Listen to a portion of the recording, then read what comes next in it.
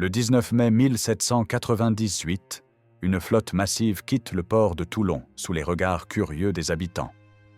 Plus de 300 navires, 13 navires de ligne, 4 frégates et une armée de 35 000 hommes s'élancent vers une destination tenue secrète. À leur tête, le général Napoléon Bonaparte, alors âgé de 28 ans, déjà auréolé de ses victoires en Italie. Le Directoire, le gouvernement français de l'époque, l'a chargé d'une mission audacieuse: envahir l'Égypte pour menacer la route des Indes britanniques et affaiblir l'influence anglaise en Méditerranée. Cette expédition représente bien plus qu'une simple campagne militaire. Elle incarne les ambitions expansionnistes de la France révolutionnaire et le désir de Napoléon de forger sa propre légende. Le jeune général emmène avec lui non seulement des soldats, mais aussi une centaine de savants, d'artistes et d'ingénieurs. L'Institut d'Égypte, fondé sur place, découvrira plus tard la fameuse pierre de Rosette, ouvrant la voie au déchiffrage des hiéroglyphes. Pourtant, cette entreprise grandiose repose sur une vulnérabilité stratégique majeure: la suprématie navale britannique en Méditerranée. La Royal Navy, sous le commandement de l'amiral Horatio Nelson, patrouille incessamment ses eaux, traquant la flotte française. C'est dans ce contexte que se dessine l'un des affrontements navals les plus décisifs de l'histoire, celui qui se déroulera dans la baie d'Aboukir et changera à jamais le cours de la campagne d'Égypte. Le vice-amiral François-Paul Bruez d'Egaillé, un aristocrate de 53 ans ayant survécu à la Révolution, commande la flotte française. Expérimenté mais prudent, Bruez doit composer avec des contraintes considérables. Ses navires de ligne, bien que puissants, souffrent de problèmes d'entretien et d'équipages inexpérimentés. La Révolution a purgé la marine française de nombreux officiers qualifiés, remplaçant l'expérience par le zèle politique. L'Orient, navire amiral de Bruez, est un vaisseau de 118 canons, l'un des plus puissants de la flotte française. Il transporte une partie du trésor de l'expédition et sert de quartier général au commandement naval. Autour de lui, les navires de ligne comme le Guillaume Tell, le Généreux, le Tonnant et le Spartiate forment le cœur de la force navale française. Bruez doit également gérer les tensions avec les généraux de l'armée, notamment Napoléon, qui n'hésite pas à intervenir dans les décisions navales malgré sa méconnaissance des affaires maritimes. Cette friction entre commandement terrestre et naval affectera les décisions stratégiques cruciales qui précéderont la bataille. La flotte française fait face à un dilemme logistique complexe. Elle doit transporter non seulement des troupes et du matériel militaire, mais aussi des approvisionnements pour une campagne prolongée, des équipements scientifiques et même des animaux destinés à créer un jardin zoologique au Caire. Cette diversité de cargaisons surcharge les navires et complique leur manœuvrabilité, un facteur qui se révélera déterminant lors de la bataille à venir. La flotte française prend la direction de la Méditerranée, évitant de justesse les escadres britanniques grâce à des conditions météorologiques favorables et à des manœuvres habiles. Nelson, qui recherche désespérément la flotte française, la manque à plusieurs reprises, parfois de quelques heures seulement. Cette partie de cache-cache naval s'étend sur plusieurs semaines, créant une tension palpable à bord des deux flottes. Le 9 juin 1798, les Français arrivent devant Malte. L'île, gouvernée par l'ordre de Saint-Jean de Jérusalem, constitue une position stratégique essentielle en Méditerranée centrale. Napoléon, utilisant un prétexte concernant le ravitaillement en eau, demande l'autorisation d'entrer dans le grand Harbour de La Valette. Face au refus des chevaliers, il ordonne un débarquement massif le 11 juin. La prise de Malte s'effectue avec une rapidité déconcertante. Les défenses de l'île, autrefois redoutables, se révèlent insuffisantes face à l'armée française. En 2 jours, l'ordre capitule et Napoléon s'empare d'une base navale cruciale ainsi que d'immenses trésors. Cette victoire renforce la confiance des Français, mais retarde leur progression vers l'Égypte, donnant à Nelson un temps précieux pour organiser sa poursuite. Pendant ce séjour forcé à Malte, Napoléon réorganise l'administration de l'île, abolit le servage et la féodalité et instaure des réformes inspirées de la Révolution française. Ces actions démontrent sa vision d'une Égypte transformée sous influence française, un projet qui motive profondément le jeune général. Le 19 juin, la flotte française quitte Malte en direction de l'Égypte. Bruys exprime ses préoccupations concernant la sécurité de la flotte, suggérant de faire escale à un port plus sûr pour effectuer des réparations et permettre aux équipages de se reposer. Napoléon, pressé d'atteindre son objectif, refuse et ordonne de poursuivre vers l'Égypte, une décision qui aura des conséquences désastreuses. Après une traversée mouvementée, la flotte française atteint les côtes égyptiennes le 1er juillet 1798. Les troupes débarquent à Alexandrie, une ville alors en déclin, mais dotée d'un port stratégique. L'arrivée des Français surprend les autorités mamelouks qui gouvernent l'Égypte sous suzeraineté ottomane. Ces guerriers d'origine circassienne et géorgienne dominent le pays depuis des siècles, mais leur pouvoir s'effrite face aux ambitions européennes. Napoléon s'empare rapidement d'Alexandrie, puis avance vers le Caire. Le 21 juillet 1798, il remporte une victoire décisive à la bataille des Pyramides contre l'armée mamelouk. Utilisant une tactique innovante consistant à former des carrés d'infanterie, les Français repoussent les charges de cavalerie mamelouk, supérieures en nombre mais désorganisées. Cette victoire ouvre la route du Caire à Napoléon, qui entre dans la capitale égyptienne le 24 juillet. Pendant ces opérations terrestres, la situation de la flotte française devient préoccupante. Brueys doit trouver un mouillage sûr pour ses navires, tout en assurant la communication avec l'armée et le ravitaillement depuis la France. Il choisit finalement la baie d'Aboukir, à environ 20 km à l'est d'Alexandrie. Ce choix, dicté par des considérations tactiques et logistiques, se révélera fatal. Le 2 juillet, Brueys fait mouiller sa flotte dans la baie d'Aboukir. Il dispose ses 13 navires de ligne en une ligne de bataille parallèle à la côte, pensant ainsi protéger son flanc gauche. Cependant, il commet une erreur critique. Il ancre sa flotte trop loin du rivage, laissant un espace suffisant pour que des navires ennemis puissent s'infiltrer entre sa ligne et la côte. De plus, il néglige de préparer des défenses à l'arrière de sa flotte, convaincu que Nelson n'osera pas attaquer de nuit ou par l'arrière. Pendant ce temps, Nelson continue sa recherche frénétique de la flotte française. Après avoir manqué les Français à Malte, il se dirige vers l'Égypte sur la base de renseignements recueillis. Le 1er août, il repère enfin la flotte française au mouillage, dans la baie d'Aboukir, préparant le terrain pour l'un des affrontements navals les plus décisifs de l'histoire. La baie d'Aboukir offre un mouillage relativement protégé, mais présente des caractéristiques géographiques spécifiques qui influenceront le déroulement de la bataille. La côte forme une sorte de croissant, créant une zone d'eau calme où les navires peuvent s'ancrer en sécurité. Brueys dispose sa flotte en ligne de bataille du nord-est au sud-ouest, parallèlement à la côte. L'Orient, navire amiral de Brueys, se trouve au centre de la ligne française. Autour de lui, les navires de ligne sont espacés de manière inégale, certains trop proches les uns des autres, d'autres trop éloignés. Cette disposition irrégulière compliquera la coordination des tirs et des manœuvres pendant la bataille. Les Français ont également négligé de préparer des embarcations légères pour la défense rapprochée et n'ont pas établi de communications efficaces entre les navires. De plus, de nombreux marins sont à terre, cherchant de l'eau fraîche et des provisions, réduisant ainsi l'effectif des équipages disponibles pour le combat. Brueys, confiant dans la supériorité supposée de sa position, a négligé plusieurs précautions élémentaires. Il n'a pas fait préparer ses navires pour un combat imminent, laissant de nombreuses portes et écoutilles ouvertes. Les canons ne sont pas tous prêts à faire feu, et les équipages ne sont pas à leur poste de combat. Cette préparation insuffisante contraste avec la discipline et la préparation méticuleuse des Britanniques. Nelson, connu pour son attention aux détails et son exigence de préparation constante, a maintenu sa flotte dans un état de préparation permanent, ce qui se révélera déterminant lors de l'engagement. Pendant ce temps, à terre, Napoléon s'affaire à réorganiser l'Égypte.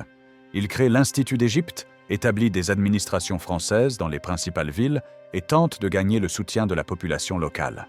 Cependant, il reste relativement indifférent à la situation navale, convaincu que la flotte française est en sécurité dans la baie d'Aboukir. Cette sous-estimation du danger naval représente l'une des plus grandes erreurs stratégiques de Napoléon. En négligeant la sécurité de sa flotte, il expose non seulement ses lignes de communication avec la France, mais aussi sa propre capacité à évacuer l'Égypte si la situation militaire venait à se dégrader. L'amiral Horatio Nelson, âgé de 39 ans, est déjà un vétéran des guerres navales contre la France. Ayant perdu son bras droit lors d'une précédente bataille, il incarne le dévouement et l'agressivité qui caractérisent les officiers britanniques de cette époque. Sa recherche de la flotte française relève presque de l'obsession. le poussant à naviguer sans relâche en Méditerranée malgré les tempêtes et le manque de ravitaillement. Après avoir manqué les Français à plusieurs reprises, Nelson finit par obtenir des informations cruciales à Naples. La reine Marie-Caroline, ennemie jurée de la France, lui fournit des renseignements sur les mouvements de la flotte française. Armé de ces informations, Nelson se dirige vers l'Égypte, pressentant que Napoléon a choisi cette destination pour sa campagne. Le 1er août 1798, alors que le soleil se couche sur la Méditerranée, les vigies britanniques repèrent les mâts des navires français dans la baie d'Aboukir. Nelson, qui se trouve à bord du HMS Vanguard, ordonne immédiatement à sa flotte de se préparer au combat. Malgré l'heure tardive et l'approche de la nuit, il décide d'attaquer sans attendre, jugeant que l'effet de surprise l'emporte sur les risques d'un combat nocturne. La flotte britannique se compose de 13 navires de ligne et d'une frégate. Bien qu'en infériorité numérique par rapport aux Français, les navires britanniques bénéficient d'équipages plus expérimentés et d'une meilleure formation. Nelson sait que la Royal Navy surpasse la marine française en termes de discipline et de tactique, un avantage qu'il compte bien exploiter. Nelson réunit ses capitaines pour exposer son plan d'attaque. Contrairement à la tactique navale traditionnelle qui consiste à engager le combat en formant une ligne parallèle à celle de l'ennemi, il prévoit une approche audacieuse. Diviser sa flotte en 2 colonnes, l'une attaquant l'avant-garde française et l'autre le centre et l'arrière-garde.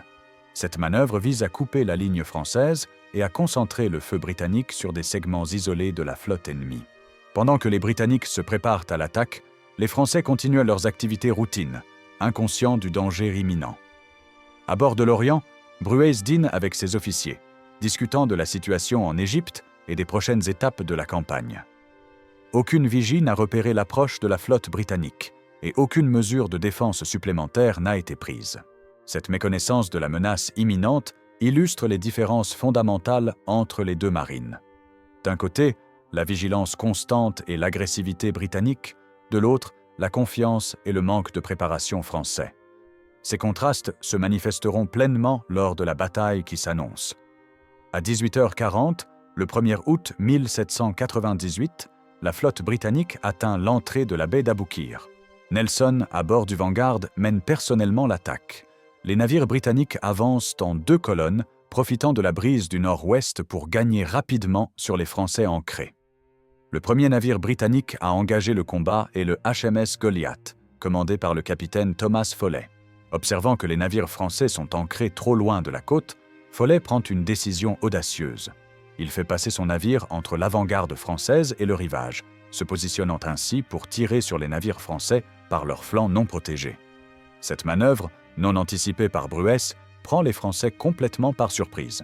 Bientôt, d'autres navires britanniques suivent l'exemple du Goliath, s'infiltrant entre la ligne française et la côte. Le HMS Zealous, le HMS Audacious et le HMS Theseus rejoignent l'attaque, créant une situation désastreuse pour l'avant-garde française qui se retrouve prise entre 2 feux. Le combat s'intensifie rapidement. Les canons britanniques, chargés avec une précision et une rapidité supérieures à celles des Français, infligent des dégâts considérables aux navires français. Le Guerrier, navire de tête de la ligne française, est rapidement neutralisé, suivi par le Conquérant et le Spartiate. En moins d'1 heure, l'avant-garde française est hors de combat. Pendant ce temps, Nelson mène la 2e colonne britannique contre le centre de la ligne française. Le Vanguard engage le combat contre le Spartiate, tandis que le HMS Minotaur et le HMS Defense attaquent le navire suivant dans la ligne, l'Aquilon.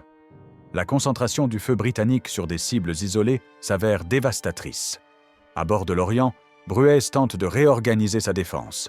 Blessé au début du combat, il refuse de quitter son poste et continue à diriger les opérations depuis le pont.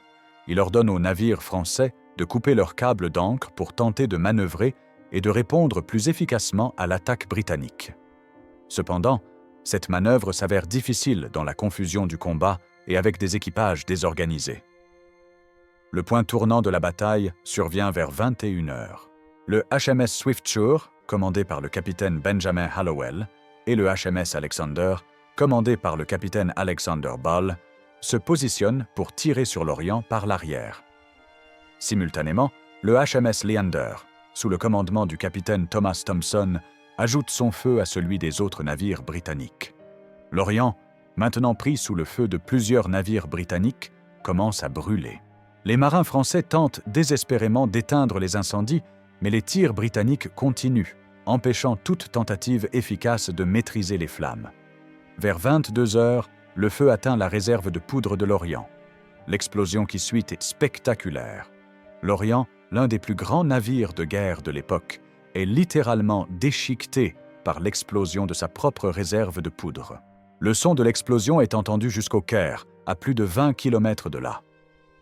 Des débris enflammés retombent sur les navires environnants, y compris sur certains navires britanniques qui doivent manœuvrer d'urgence pour éviter d'être touchés. La destruction de l'Orient a un effet psychologique dévastateur sur les Français. Brueys et une grande partie de son état-major périssent dans l'explosion, privant la flotte française de son commandement. De plus, la perte du navire amiral symbolise la défaite imminente et démoralise les équipages français déjà éprouvés par le combat. Malgré la destruction de l'Orient, quelques navires français continuent à résister. Le Généreux et le Guillaume Tell, situés à l'arrière de la ligne française, parviennent à s'échapper dans la confusion. Le Timoléon, dernier navire de la ligne française, combat courageusement, mais finit par être tellement endommagé que son propre capitaine décide de l'échouer pour éviter sa capture. La bataille se poursuit sporadiquement pendant toute la nuit. Vers 3 heures du matin, le 2 août, la plupart des navires français sont soit capturés, soit détruits, soit échoués. Nelson, bien que victorieux, a subi des pertes considérables. Plusieurs de ses navires sont gravement endommagés, et ses équipages ont souffert de nombreuses pertes humaines. Au lever du jour, l'étendue de la défaite française devient évidente. Sur les 13 navires de ligne français, 11 ont été capturés ou détruits. Seuls le Généreux et le Guillaume Tell ont réussi à s'échapper, mais ils sont gravement endommagés et ne pourront jamais reconstituer une flotte capable de rivaliser avec les Britanniques en Méditerranée. La nouvelle de la défaite d'Aboukir parvient à Napoléon le 2 août au matin. Le général qui se trouve au Caire est stupéfait. Il comprend immédiatement les implications stratégiques de cette défaite. Isolé en Égypte, sans soutien naval, il est maintenant coupé de la France. Cette réalisation le frappe durement, comme il l'écrira plus tard dans ses mémoires. Ce jour-là, je sentis que la fortune m'abandonnait. À terre, les conséquences de la défaite navale se font rapidement sentir. Les lignes de communication avec la France sont coupées, et tout espoir de renfort ou de ravitaillement disparaît. Napoléon doit maintenant composer avec une situation stratégique désastreuse, isolé dans un pays hostile avec une armée dépendante d'un approvisionnement extérieur qui n'arrivera plus. Pour les Britanniques, la victoire d'Aboukir représente un triomphe stratégique majeur. La Royal Navy établit sa suprématie en Méditerranée, empêchant toute tentative française de contester sa domination. Nelson devient un héros national, célébré dans toute la Grande-Bretagne pour son audace et son succès. La destruction de la flotte française a également des conséquences économiques et politiques considérables. Le trésor transporté par l'Orient, destiné à financer la campagne d'Égypte, est perdu en grande partie dans l'explosion. Cette perte financière affecte la capacité de Napoléon à financer ses opérations en Égypte et à maintenir le soutien des populations locales. Sur le plan militaire, la défaite d'Aboukir change radicalement la nature de la campagne d'Égypte. Ce qui devait être une offensive audacieuse contre les intérêts britanniques se transforme en une opération défensive, une simple question de survie pour l'armée française isolée. Pourtant, malgré ces difficultés immenses, Napoléon refuse d'admettre la défaite. Il tente de maintenir le moral de ses troupes et de continuer à projeter une image de force et de contrôle. Il intensifie ses efforts pour administrer l'Égypte, espérant peut-être créer une base de pouvoir durable qui compenserait la perte du soutien naval. Cette réaction illustre une facette essentielle du caractère de Napoléon, sa capacité à transformer une défaite en une opportunité. Isolé en Égypte, il se consacre à la réorganisation du pays, à la découverte de ses antiquités et à la modernisation de ses institutions. Ces efforts, bien que finalement voués à l'échec, laisseront un héritage durable dans l'histoire égyptienne. Après la défaite d'Aboukir, Napoléon se retrouve dans une situation stratégique précaire. Son armée, bien que victorieuse sur terre contre les Mamelouks, est maintenant isolée en Égypte, sans possibilité de renfort ou de ravitaillement depuis la France. La Royal Navy contrôle les mers environnantes, rendant toute évacuation ou communication avec la métropole extrêmement périlleuse. Face à cette situation, Napoléon adopte une double stratégie. D'une part, il tente de consolider son contrôle sur l'Égypte en s'appuyant sur les élites locales et en mettant en place des réformes administratives. Il crée des conseils représentatifs, établit des tribunaux et tente de moderniser le système fiscal égyptien. Ces mesures visent à gagner le soutien de la population et à créer une administration capable de fonctionner sans soutien extérieur.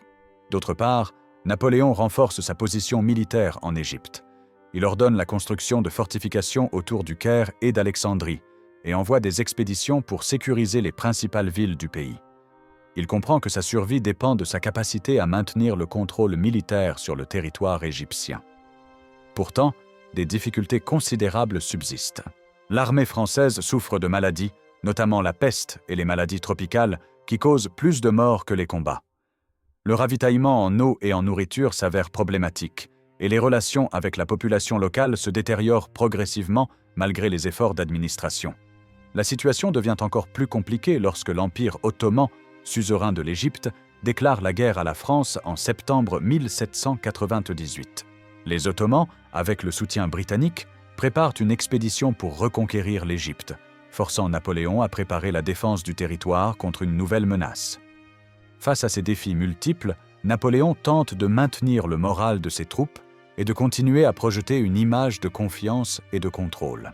Il organise des cérémonies, des parades militaires et des spectacles pour divertir ses soldats et maintenir une apparence de normalité. Il continue également à superviser les travaux de l'Institut d'Égypte, démontrant son engagement dans la dimension scientifique et culturelle de l'expédition. Pendant ce temps, en France, la nouvelle de la défaite d'Aboukir provoque une crise politique. Le Directoire, déjà fragile, doit faire face à l'opposition des royalistes et des jacobins qui critiquent la campagne d'Égypte comme une aventure coûteuse et vouée à l'échec. Cette instabilité politique en France crée des opportunités pour Napoléon, qui comprend que son retour pourrait être nécessaire pour sauver la République. Cette prise de conscience marque le début de la réflexion de Napoléon sur son retour en France. Isolé en Égypte, confronté à des défis militaires et politiques croissants, il commence à envisager la possibilité de quitter l'Égypte pour retourner en France, où il pourrait jouer un rôle politique crucial. Cette décision, qu'il prendra plusieurs mois plus tard, aura des conséquences profondes sur l'avenir de la France et de l'Europe. La défaite d'Aboukir a des conséquences qui s'étendent bien au-delà de la campagne d'Égypte.